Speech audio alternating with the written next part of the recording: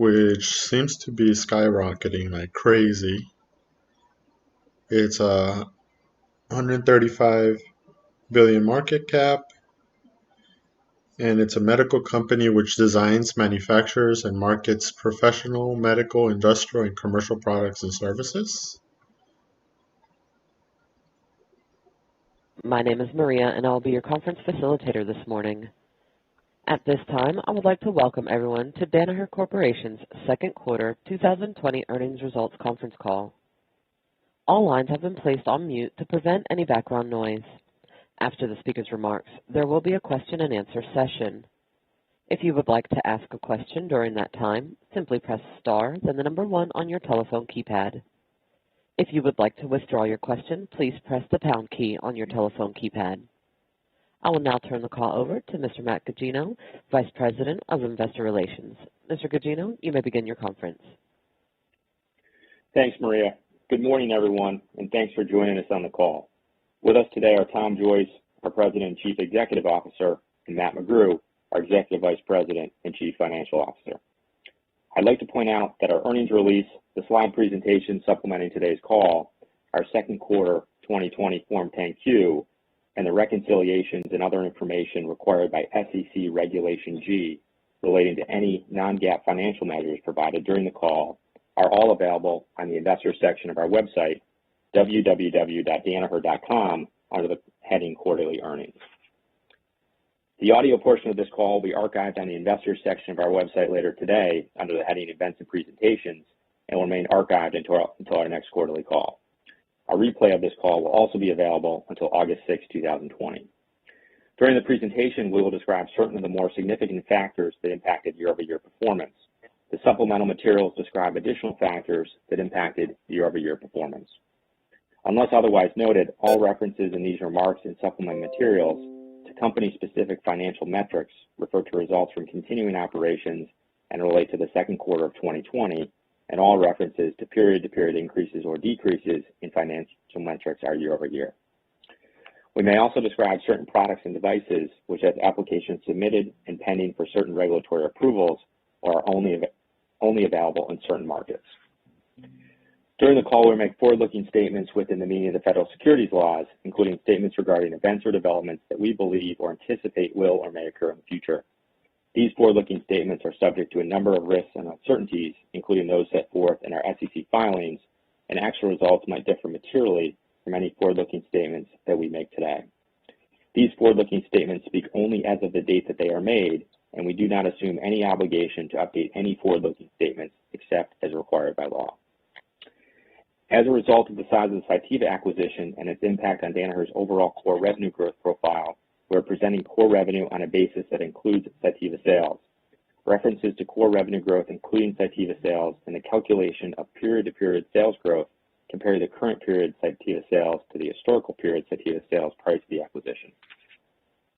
With that, I'd like to turn the call over to Tom. Thanks, Matt, and good morning, everyone. We're very pleased with our second quarter results, especially in such a challenging environment. Our solid core revenue growth, strong cash flow generation, and more than 30% EPS growth are a testament to our team's commitment to the Danaher Business System and the outstanding portfolio of businesses that comprise Danaher today.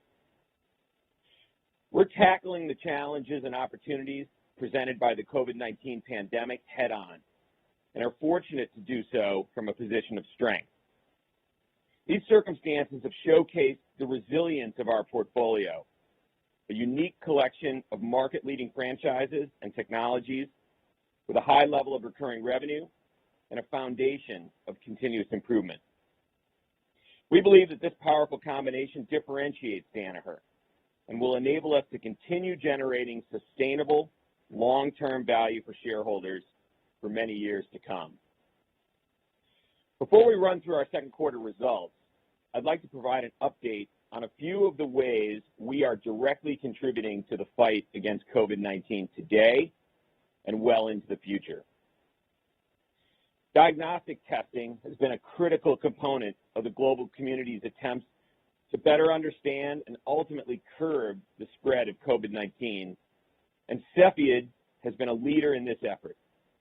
In March, Cepheid launched the first rapid molecular test for COVID-19 that provides highly accurate results within 45 minutes. Multiple independent studies indicate that Cepheid's test performance is best in class versus other point-of-care platforms on the market today, providing superior virus detection with one of the fastest time to results.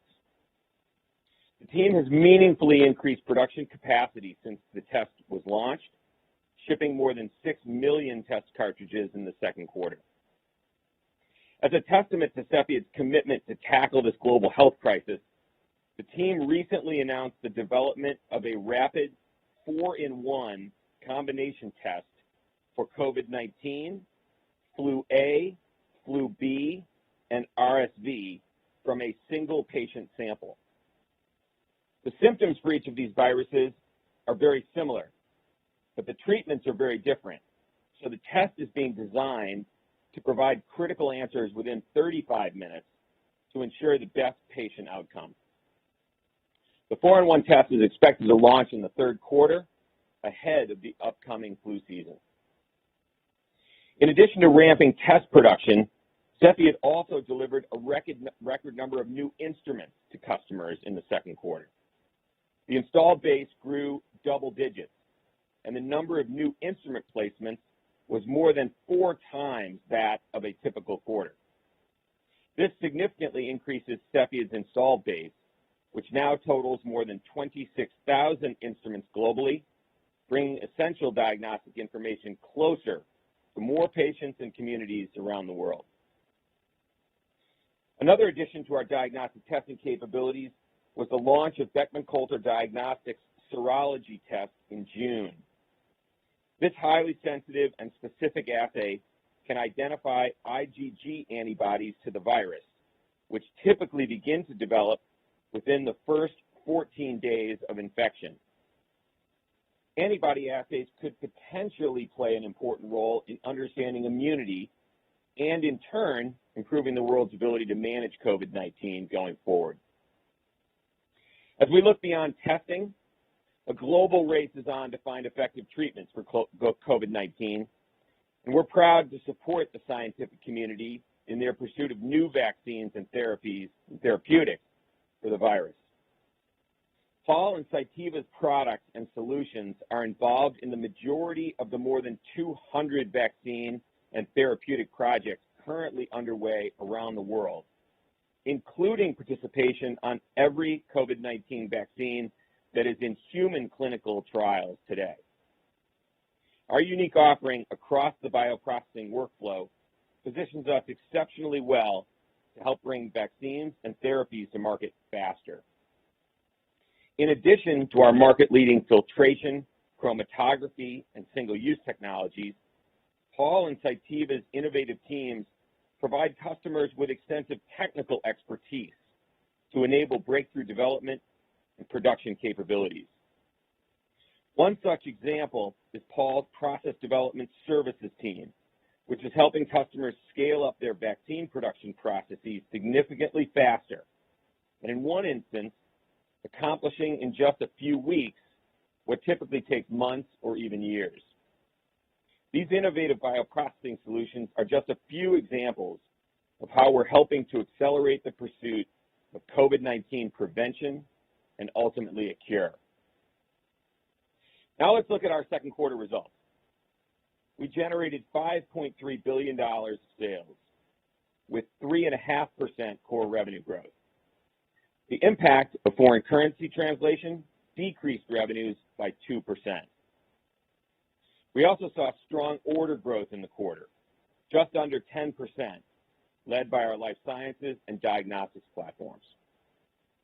Geographically, revenues in the developed markets was up mid-single digits, led by North America and Western Europe.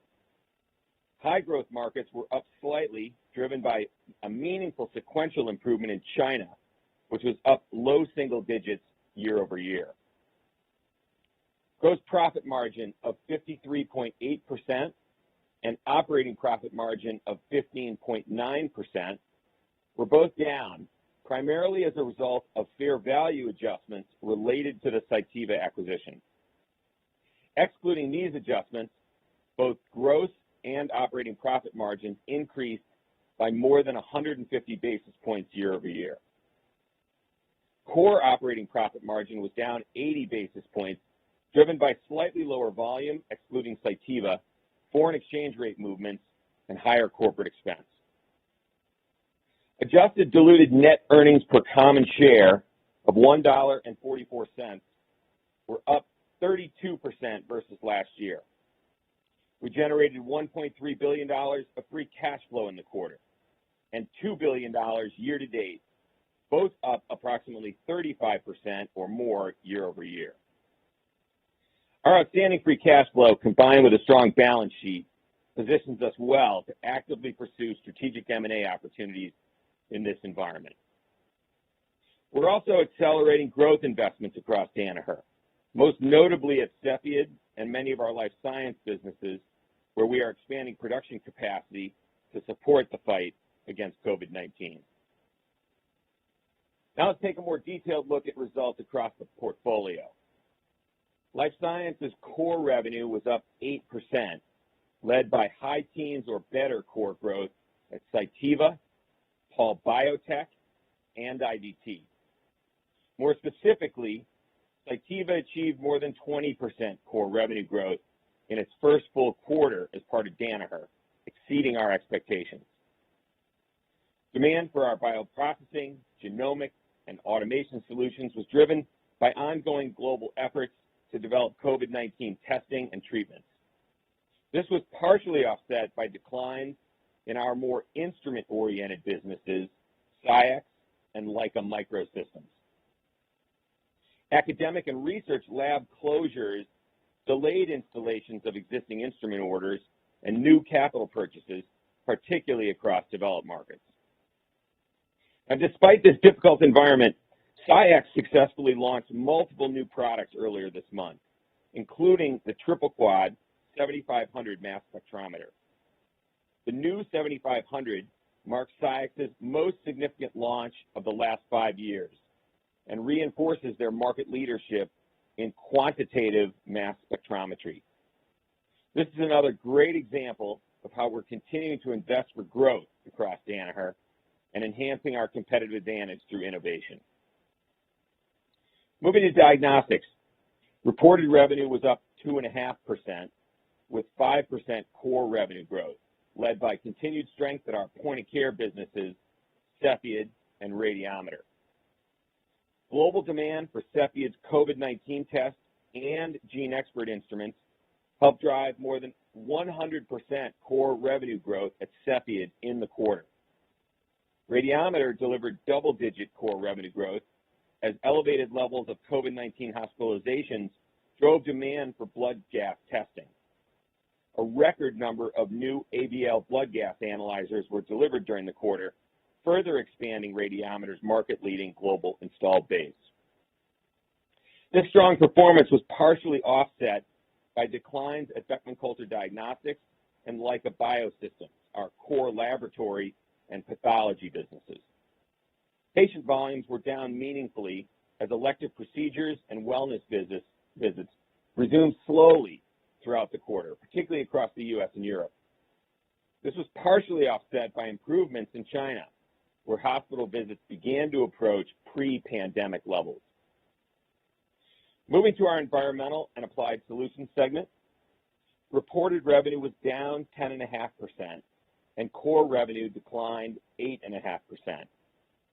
By geography, declines in North America and Western Europe were partially offset by double-digit growth in China. At our water quality platform, mid-single-digit core revenue declines were driven by industrial end market softness, while municipalities remained stable. Steady demand for our consumables and chemistries globally was offset by delayed equipment purchases, particularly in the developed markets. However, we were encouraged by strong results in China during the quarter as activity returned to more normalized levels across the region. Core revenue at our product identification platform was down double digits, largely due to equipment revenue declines, as mission-critical operating expenses were prioritized over larger capital investments. At Videojet, positive consumables growth was led by demand across the consumer packaged goods and food end markets. Service performed well as we continued to support customers throughout the pandemic, helping to keep their essential business operations up and running. So with that as a context for what we saw by segment, let's take a closer look at recent trends across our end markets. Encouragingly, the dynamics of the quarter were largely a continuation of what we outlined in early May. April appeared to be the trough, with modest improvements as we moved through May and June. Geographically, we continued to see improving activity in China, with Europe following suit, albeit at a slower pace. Resumption of activity in the U.S. is mixed, with many states only recently beginning phased reopenings and others experiencing setbacks in the process. Within life sciences, we continue to see a bifurcation across our end markets. The recent surge in COVID-19 related research and development among our biotech and pharmaceutical customers is generating strong demand for our bioprocessing, genomic, and automation solutions. Non-COVID related bioprocessing activity also remains very healthy, contributing to demand for filtration, chromatography, single-use, and cell and gene therapy products. Cytiva and Paul Biotech comprise the majority of our exposure to the bioprocessing end market, and collectively, these two businesses had more than 40% growth in their order book in the quarter, a strong indication of the longer-term opportunities we're seeing here. Meanwhile, widespread shutdowns continue to impact non-COVID related research lab activity. Labs in the U.S. recently started to reopen, but are operating at limited capacity and with distinct variations by region. The story in Europe is similar to the U.S., while China is further along and activity appears to be approaching pre-pandemic levels. We estimate that approximately 50 to 60% of academic research labs in developed markets are now open in some capacity. That number is closer to 90% in China, where installations have resumed and instrument order books are building. Looking across clinical diagnostics, we continue to see very strong demand for molecular point of care and acute care testing, which is also driving a significant increase in instrument placements globally. Across hospital labs and reference labs, we were encouraged to see patient volumes ramp up as we move through the quarter, with elective procedures and wellness checks resuming across much of the developed markets. Today, we estimate that patient volumes in North America are approximately 85 to 90% of historical levels, with Europe slightly ahead and China even further along given their earlier reopenings. In the applied markets, the divergence of demand between consumables and equipment appears to be lessening. Consumables remain solid as customers sustain essential business operations like testing and treating water and safely packaging consumer product goods, food, and medicine. Equipment declines are starting to moderate, and we're encouraged by recent order book trends. In light of these recent dynamics, we expect to deliver mid to high single-digit core revenue growth in the third quarter. We anticipate COVID-19 related revenue tailwinds will be similar to what we saw in the second quarter. By segment, we expect core revenue growth at life sciences to be up low double digits, diagnostics up high single digits, and environmental and applied solutions to be approximately flat. So to wrap up, we're proud of our results this quarter. Our team stayed focused on executing and continued to find innovative ways to tackle the challenges and opportunities presented by this pandemic. We're excited about the portfolio that we have today and how it will continue to differentiate us going forward. And we're fortunate to navigate through this environment from a position of strength with our solid balance sheet and outstanding cash flow generation, enabling us to be nimble and opportunistic. We believe that the combination of our talented team, DBS-driven execution, and resilient portfolio uniquely positioned Danaher to outperform in 2020 and well into the future. With that, Matt, I'll turn the call back over to you so that we can start taking questions. Thanks, Tom. That concludes our formal comments. Maria, we're now ready for questions. Thank you. The floor is now open for questions. If you wish to ask a question at this time, please press star one on your touch-tone phone. Again, if your question has been answered and you wish to remove yourself from the queue, press the pound key. Our first question comes from the line of Derek DeBrun of Bank of America. Hi, good morning. Thanks for taking my question. Good morning, Derek. Hey, I got a couple to start with. I think the first one is, we're getting a number of questions on the margin math for the second quarter and the inventory step-ups. Can you talk about the dynamics of that? And the more important questions, like how do the gross and operating margins progress now that Cytiva is fully into the numbers, and how should we think about the rest of the year? Yeah, sure, Derek. I'll take it. So the gross margin we saw kind of a decline of 200 basis points, sort of year over year. Like Tom said in the prepared remarks, that is entirely driven by inventory step-ups related to the Cytiva acquisition in the quarter. So if you exclude that impact, our gross margins are, I'd call it closer to 58%, which would have been up a couple hundred basis points year over year. And again, I think largely driven by Cytiva. So that should be sort of one time here in the quarter, Derek, that we get by as we start to move. That's a one-time thing here in the quarter. So going forward, you shouldn't see that. Okay, I just want to clarify that. And yep. How should we think about the SG&A and the R&D, the OpEx line? I don't know that we had a tremendous amount of kind of step-up issues in either of those two lines. So I think about the R&D line. I think while I do think we will continue to kind of invest and accelerate some spend here in the second half, I think more or less the R&D line should stay pretty constant, again, outside of the investments that we're going to make here in the second half, largely around Cytiva. I think we'll probably a little bit heavier investing there.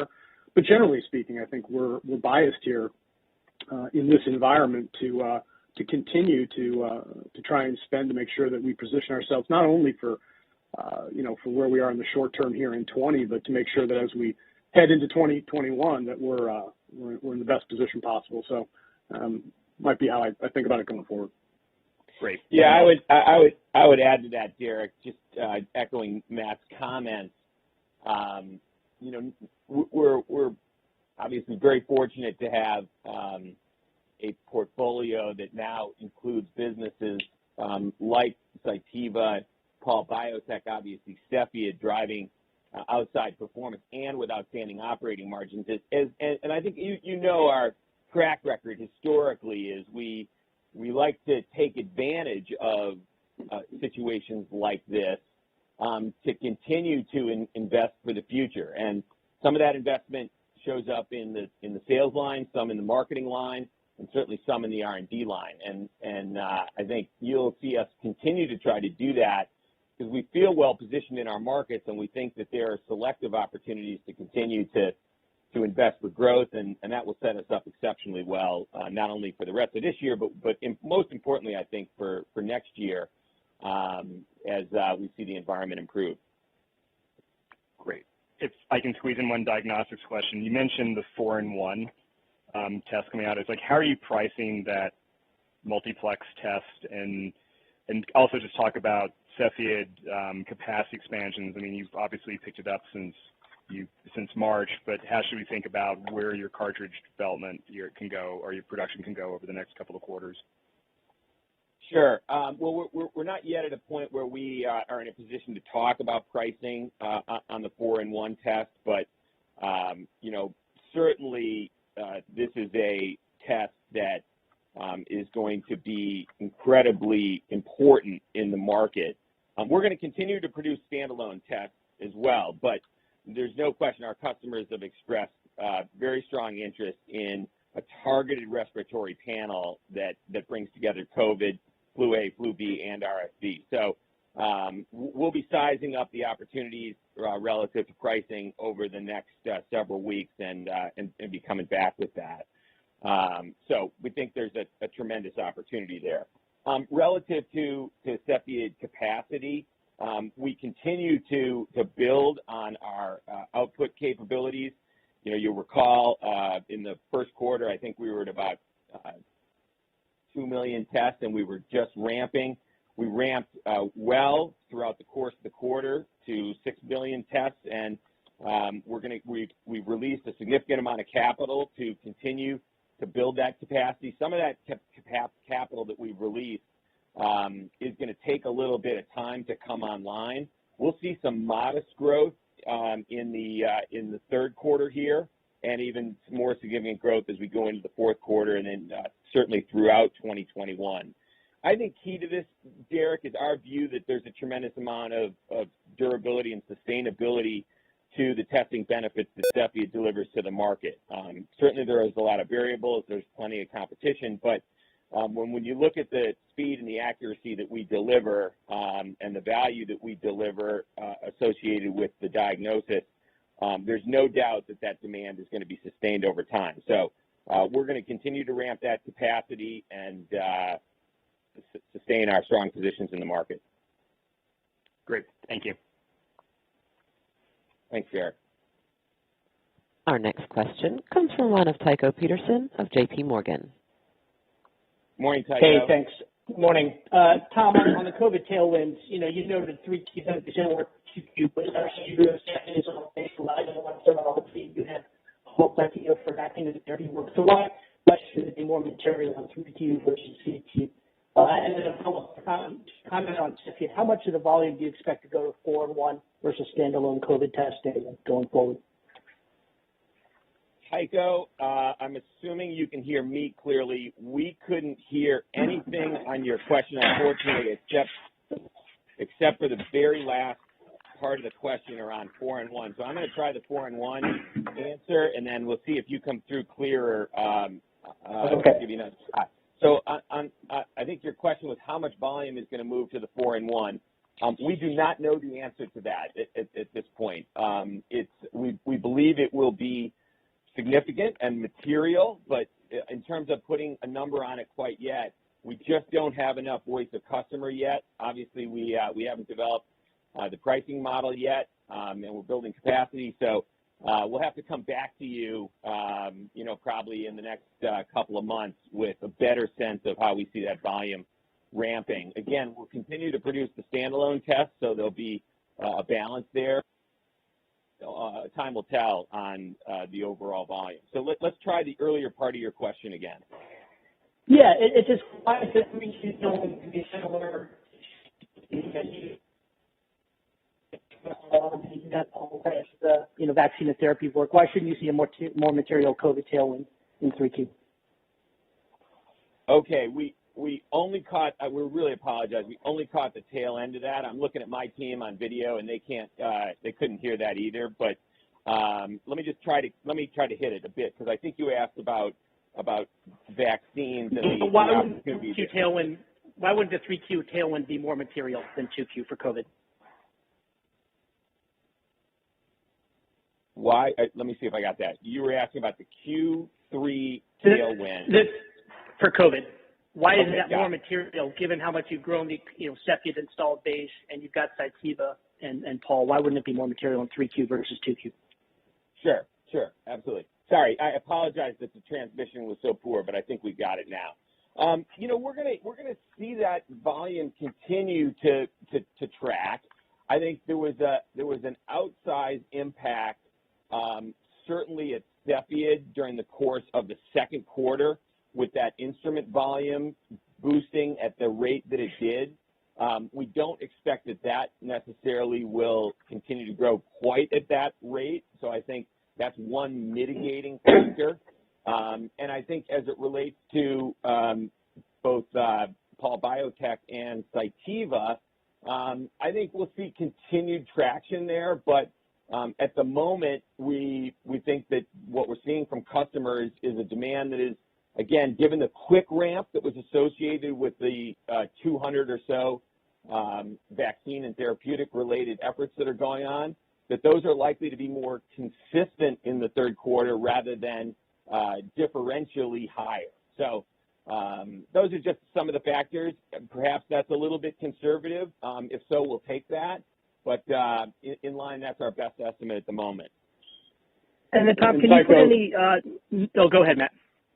Yeah, no, I just wanted to kind of get out that we are expecting from a tailwind perspective, we are expecting a modestly higher benefit here in the quarter for everything Tom talked about. Sort of more or less the same volumes, at Cepheid, but with a bit of a tailwind or a headwind here on the instrument side. But I mean, I think if you think about what we're going to be doing here in the fourth quarter and into 21, particularly around the build out on Cytiva, and if you think about our tailwinds, the build out on Cepheid capacity that's coming online, and then probably as importantly, we had 40% growth in orders at both Cytiva and Paul Biotech here in the quarter. And while we don't expect all of that to show up here in Q3, that does portend well for what we think the second half will sort of look like, and as we head into 21.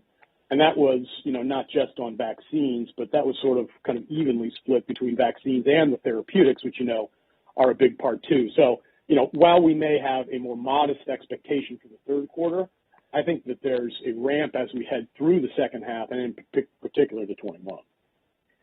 And lastly, is there any color you can put on the vaccine and therapy work for Paul and Cytiva? I mean, you're not doing fill finish work, so there's no kind of per dose calculation, but can you just help us think about the magnitude of that work?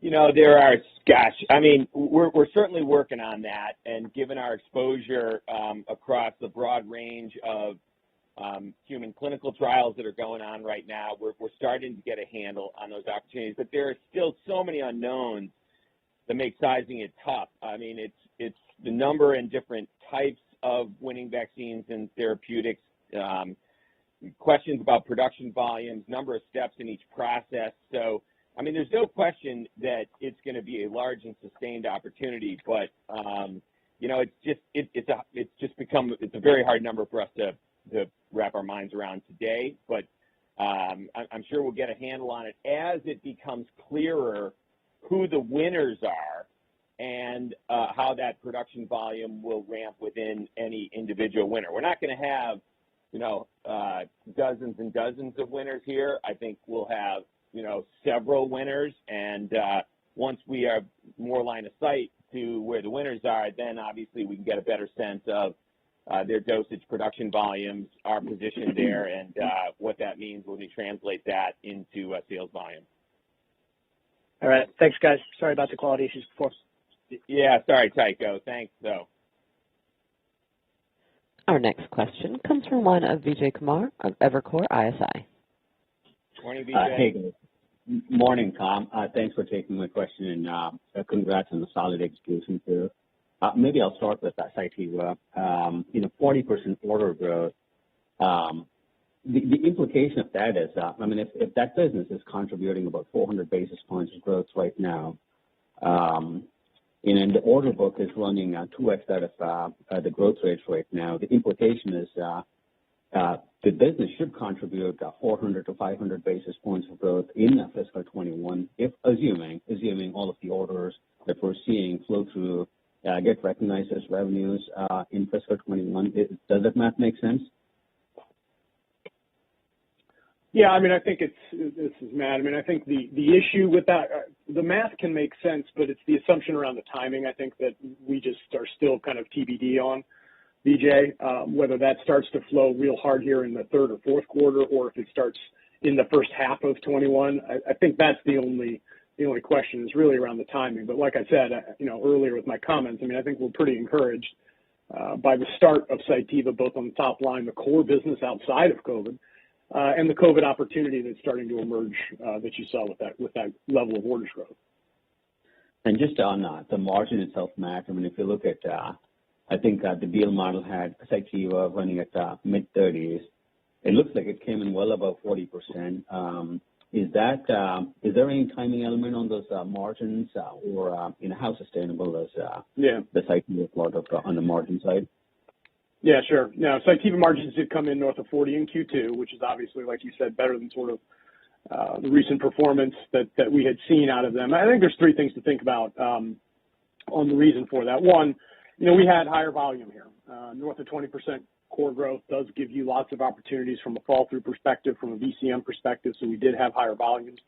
The other thing, the second thing is there's probably a very favorable mix element here. We had sort of the higher margin businesses like process chromatography grew double digits, while, more of the equipment heavy businesses, we'll call it low single digits, which was, kind of a very favorable mix impact in the quarter. And the third thing is, and I think you've seen it a lot of places, we just had a lot lower OpEx spend given the stay-at-home orders, right? Travel, trade shows, et cetera, was sort of much lower.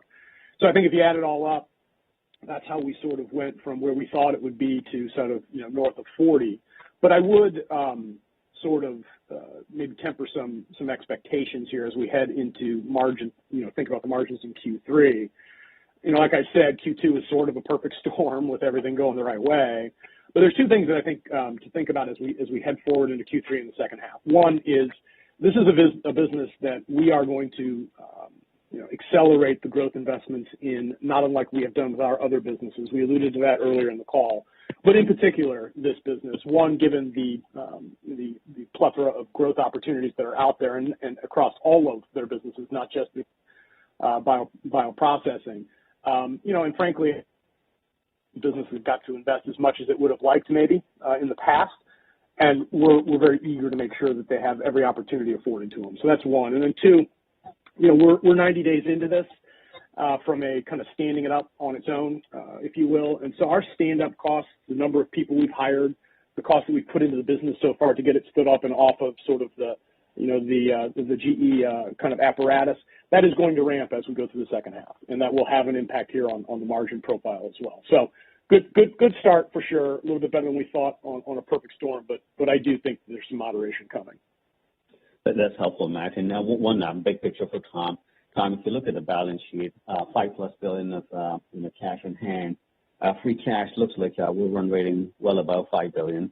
I'm just curious. I think at the time of second wave, you guys made comments about the raise being opportunistic.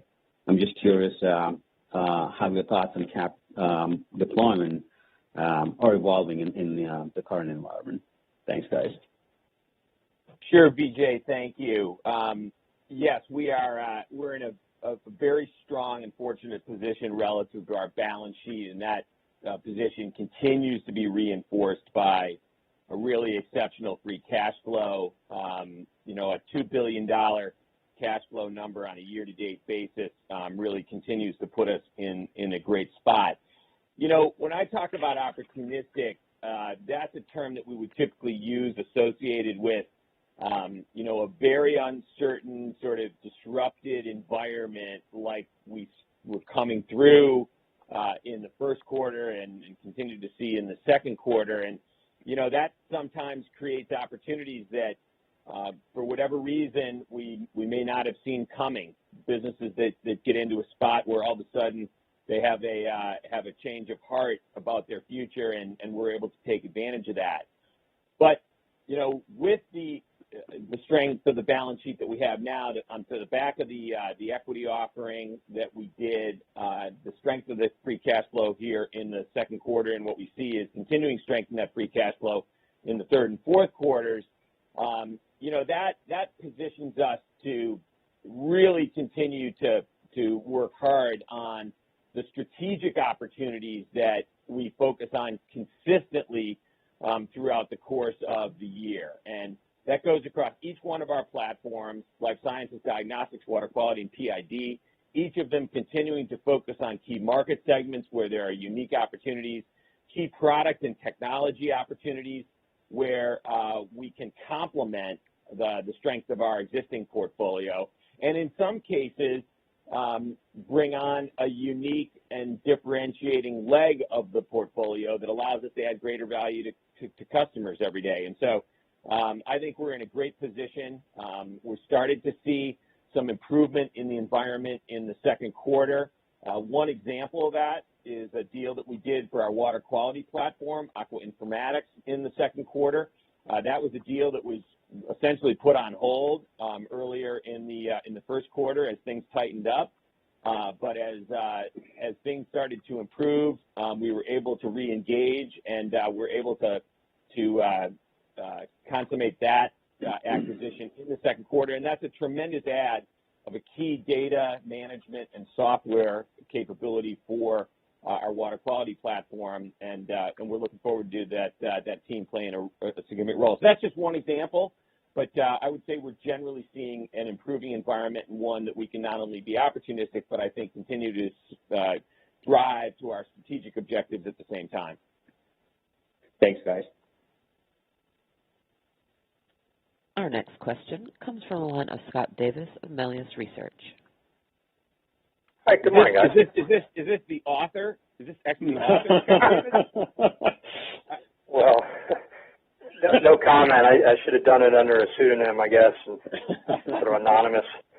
I'd get less hate mail. I've gotten through the introduction. I didn't skip directly to the Danaher chapter, but thank you. Welcome, Scott. Well, this morning. Well, thanks, Tom. It's very kind, but hopefully the book helps you sleep at night. You know, it's a couple pages and you're out like a light. But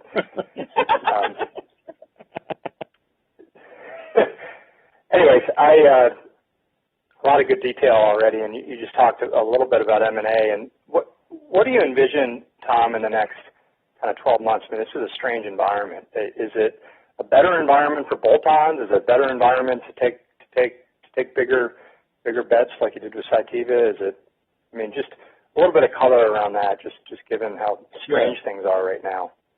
Yeah, well, first of all, Scott, I think over the next 12 months, I think we'll see, without any question, an improving environment from an M&A and capital deployment perspective. I mean, we all know that, you know, March, April, things were essentially locked down. And to a great extent, people were frozen in place in many different ways. And so there's no doubt that you come off of a situation like that, and I think we'll see improvement. We're already seeing a little bit of that already.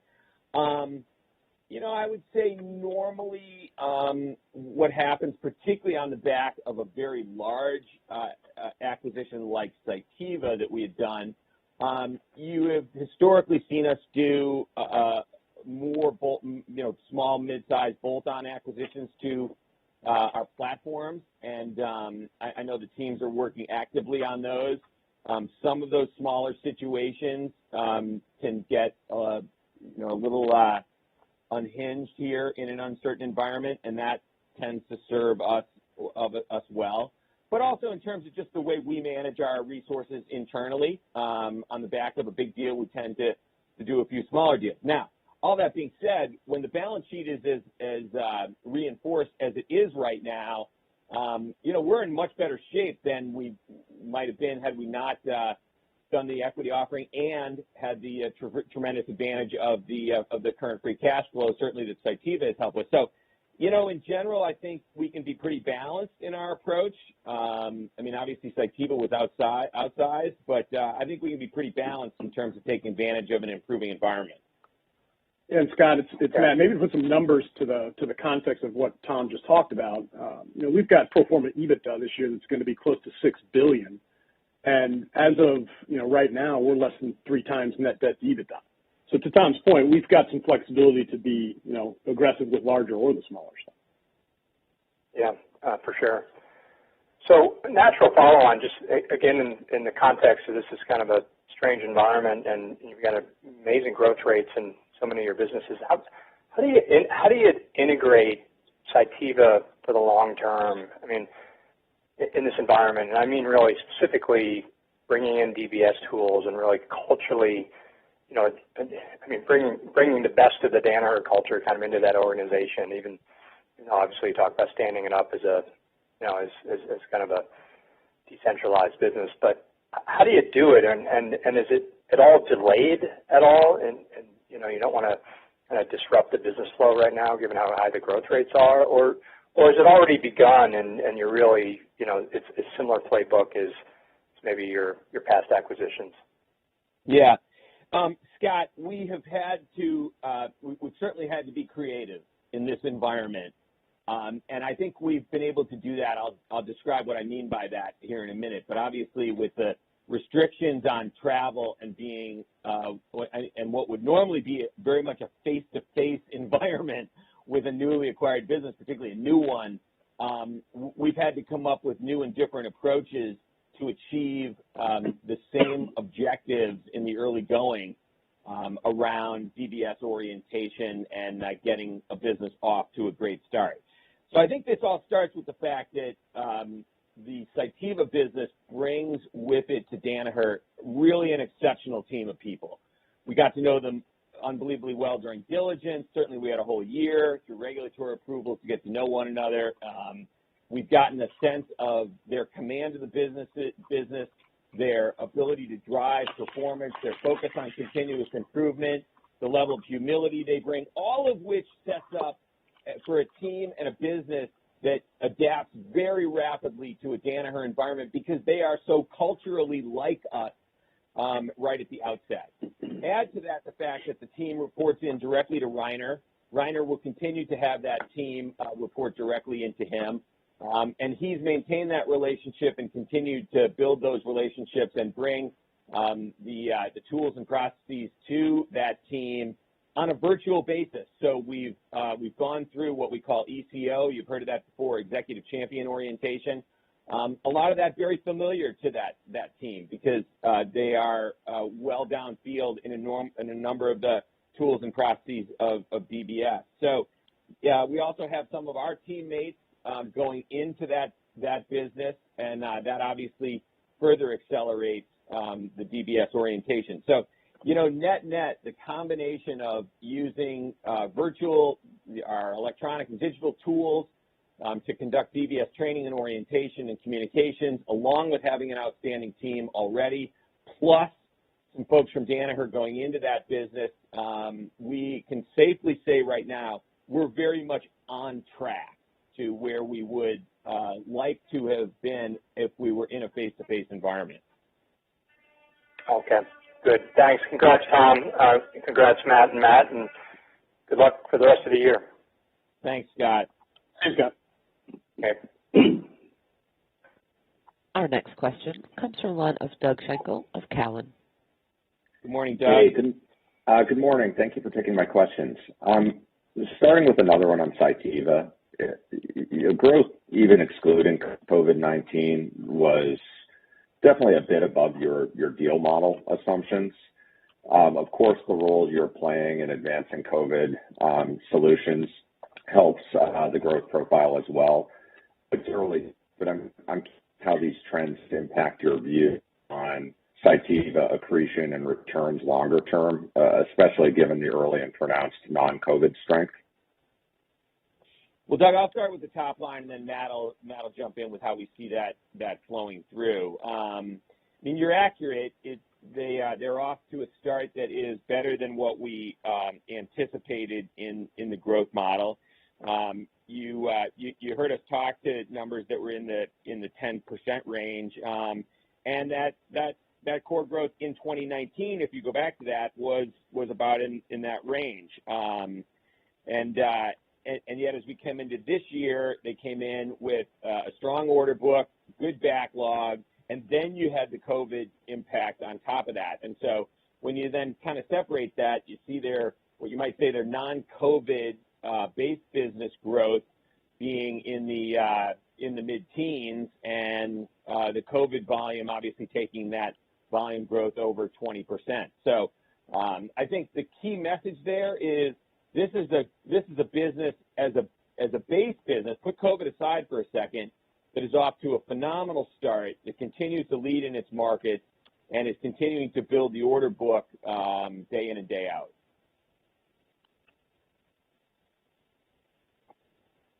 That's helpful. Yeah, actually, a good second question.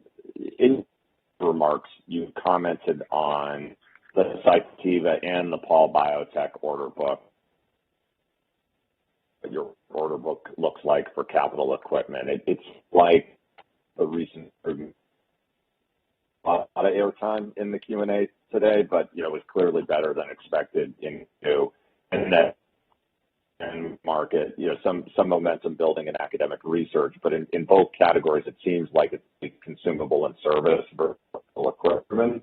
So the reason I'm asking about the broader order book, and answer it however you want, of course, but I'm just wondering if you think there's pent-up capital demand heading into the second half, and if there's evidence that this could start to turn into revenue over the course of the year. So, Doug, there was a part of that question early on that we didn't catch. It broke up, but I think we definitely caught the back end of your question. So I'm gonna hit that, assuming we didn't miss anything at the front end, which is really around you were talking about consumables and service versus equipment. My prepared remarks, and you were asking about pent-up capital demand. And I think the simple answer to that question is yes. There will absolutely be some pent-up capital demand in a number of different areas. I might cite one example. If I turn to our Environmental Applied Solutions business segment, and I look at Videojet in PID, while you have our consumables business tracking really well, we've seen much more weakness in the equipment side of Videojet, but we know over a long period of time that that equipment has a life cycle. It requires replacement. It requires a certain level of maintenance. You've certainly had an expanded utilization of much of that equipment as consumer packaged goods volumes have grown. And so I would very much expect to see that, to use one example, that Videojet equipment start to track back in short order. I think ditto on as labs reopen in the life science market, we're going to see some improvement there. And in fact, we've dialed some of that improvement into even the third quarter as we start to see labs reopening. We're going to see some of those orders that would have normally flowed through in the first and second quarter come through in the third. Yeah, and Doug, okay. Again, Doug, it's Matt again. Sorry, I just want to kind of again put some numbers in context to the overview Tom gave. I mean, you saw here in Q2, our order book grew nearly 10% from an order perspective. So it's an encouraging sign to what Tom just talked to. And, we've got, the core business, if you will, without the COVID tailwinds was down kind of 3% here in the quarter. And as Tom just mentioned at the end, we're sort of anticipating because of that, nearly 10% order growth, I think you will see an improvement of that, -3 sort of going to flat here in the quarter. Okay, that's super helpful. I'll try to sneak in one last one, just a cleanup question. Hopefully you can hear me okay now. In the second quarter, you delivered adjusted earnings growth that was 70% or so, higher than reported revenue growth. Is it fair to think that it's going to be lower than that in Q3 as the mix starts to evolve a bit more towards capital and as you're ramping some of the opportunistic investment you described earlier in this call? Yeah, I mean, maybe the way to think about kind of the third quarter and BCM, et cetera, I mean, it is a little tricky. I think you do need to sort of look at the core business that is, Danaher ex Cytiva. Maybe the way that I'd think about it is that from a fall-through perspective, that Danaher non-Cytiva piece is probably going to have a 30 to 35% variable margin on it, fall through, if you will, as we do make some of the investments we've talked about at Cytiva and elsewhere. I think if you then include the assumptions around Cytiva, put those in, I think that sort of gets you from an EPS perspective, sort of south of where we were here in Q2, but probably, closer to what I think we're going to end up with. Okay. Thank you again. Thanks, Doug. Our next question comes from one of Steve Patel of Wolfe Research. Hey, good morning. Thanks for the time here. Good morning. A couple of things I'm hoping you could just put a little bit of perspective on in terms of the recovery trajectory. And then I had one less exciting model question. There are two things that we've focused on the call here where we have good reason to be at least directionally optimistic about how things evolve. One is vaccines. In the vaccine space, while it's certainly tough to know exactly how it's going to look and how big it's going to be. It'd be really helpful if you could just give us a little perspective on what the slope of the curve looks like. If we're at, X today, which is a sort of preliminary investment in scaling up in anticipation of vaccines, when we get out to 21, is it still X or is it X times 2 or X times 3? What does that look like? And then the other ramp-related question I was going to ask actually relates to healthcare utilization. So, Tom, you gave some really helpful commentary on how people are getting back to getting healthcare, to some extent in doc office settings, to some extent in hospitals. That's encouraging. Should we take this to mean you feel good about, this sort of dovetails off of Doug's question, but the ramp for hardware spend on some of the Beck DX and Leica products that might have been under a little bit of pressure in 2Q? Do we get that back starting in 3Q, or given everything that's going on in hospitals, it take a little bit longer? Thanks a bunch. Yeah, you bet. So your broader question started out with recovery trajectory, and I want to just hit one quick theme, and then I'm going to get to your question about vaccines. One of the key things we haven't really touched on this call, even though I mentioned it in my prepared remarks on the recovery trajectory, was China. We saw a significant improvement in our China business over the course of the second quarter. And if you looked at that, the breadth of that improvement that spanned not just across life sciences and diagnostics, and not just across, Cytiva and Paul, or Cepheid, but our other businesses like Beck LS and LMS, our EAS businesses like Hawk and Videojet, all performed extremely well in China, benefited from the kind of trajectory of recovery that we're seeing broadly there, and across the board delivered positive low single-digit growth in China in the second quarter. So I think that's an important dynamic of this recovery trajectory that we haven't really touched on today. But let me get to the core of your question. In terms of the vaccine multiples, again, yes, you're right. It is, as I said earlier, it's very hard to gauge. But at this point, I mean, you're talking about a really high multiple of volume versus today. Let me give you an example. I mean, today, all of our revenues associated with this are in the early stages of, phase 1, phase 2, early stage human trials, small volumes, et cetera.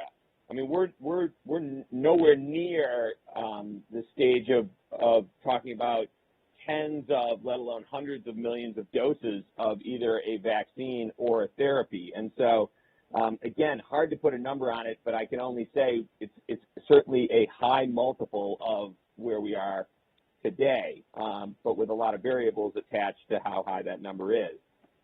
Relative to your question about healthcare utilization, I think the simple answer is yes, we will be seeing an improvement in the hardware equipment side of the house, and yes, it is associated with Beckman Diagnostics and Leica Biosystems.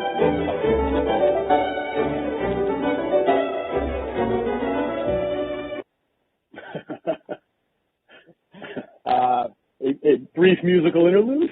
A brief musical interlude. Maybe that was associated with the recovery in healthcare utilization.